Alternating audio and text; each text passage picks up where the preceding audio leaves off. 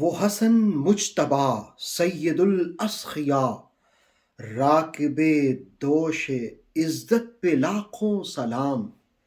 امام حسن المجتبی صبر و تحمل کا پیکر اور پر تاثیر گفتگو کرنے والے سخاوت کا پیکر تھے۔ امام حسن المجتبی کو رسول اللہ علیہ السلام نے سردار کہا۔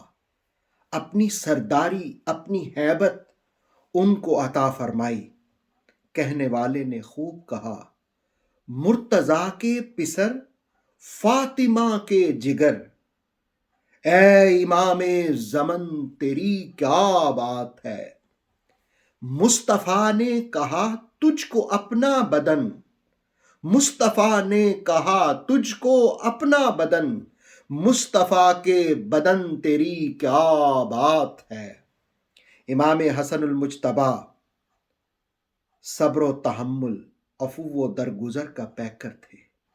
کوفہ کی جامع مسجد میں ایک مرتبہ ایک دیہاتی شخص آیا اور وہ آپ کو سب و شتم کرنے لگ گیا، آپ کو برا بھلا کہنے لگ گیا۔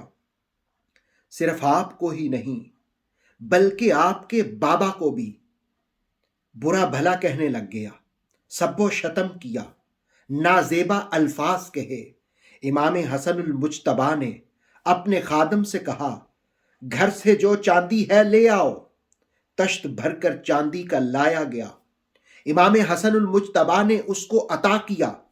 جس وقت اس دیہاتی نے امام پاک کا تحمل دیکھا، بردباری دیکھی، صبر دیکھا اور سخاوت دیکھی، تو وہ کہنے لگ گیا کہ میں گواہی دیتا ہوں کہ آپ ہی رسول اللہ صلی اللہ علیہ وسلم کے فرزند ہیں، مصطفیٰ کے شہزادے ہیں۔ گویا آپ کے اخلاق کو دیکھ کر کے اس نے آپ کی عظمت کا اعتراف کر لیا۔ آج بھی امت مسلمہ کو ضرورت ہے، جبکہ ایک دوسرے کو گالی گلوچ دی جا رہی ہے، عدم برداشت ہے، تحمل نہیں ہے، ایک دوسرے پر فتوے لگائے جا رہے ہیں۔